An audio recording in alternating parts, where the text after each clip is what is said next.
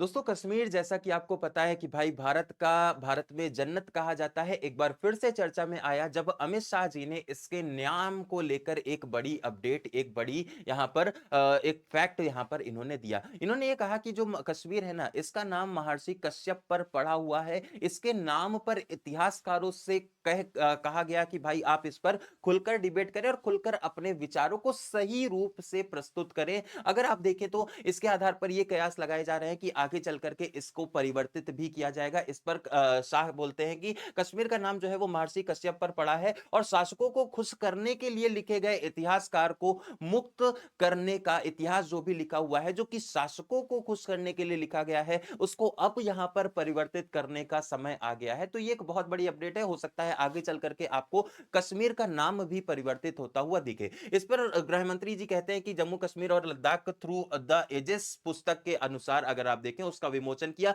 और हम जानते हैं कि कश्मीर को कश्यप की भूमि के नाम से जाना जाता है। कश्मीर जो है वो कश्यप की, महर्षि कश्यप की भूमि के नाम से जाना जाता है। और इन्होंने कहा कि मेरी इतिहासकारों से यह अपील है कि प्रमाण के आधार पर इतिहास लिखें। ऐसे नहीं कि शासकों को खुश करने के लिए इतिहास जो लिखा गया है उसी को आप आगे बढ़ाएं। प्रमाण के आधार पर इतिहास लिखने का सुझाव यहां पर अमित शाह जी ने दिया है। इन्होंने यह भी बताया कि भाई 70% जो कश्मीर का आतंकवाद था वो अब यहां पर खत्म हो गया, क्योंकि हम लोगों ने 370 को हटाया, जिसकी वजह से एक बहुत बड़ा एक रिलीफ मिला है टेररिज्म से, जो कश्मीर घाटी में और जम्मू कश्मीर में देखने को मिलती है। आपको क्या लगता है जो कश्मीर है उसका नाम परिवर्तित होकर के क्या हो सकता है, या फिर इस नाम को परिवर्तन करने से संबंधित आपके क्या विचार है वो आप कमेंट सेक्शन में जरूर बताइएगा। इसी तरह के अपडेट के लिए जुड़े रहिए शिक्षा टाउन पर।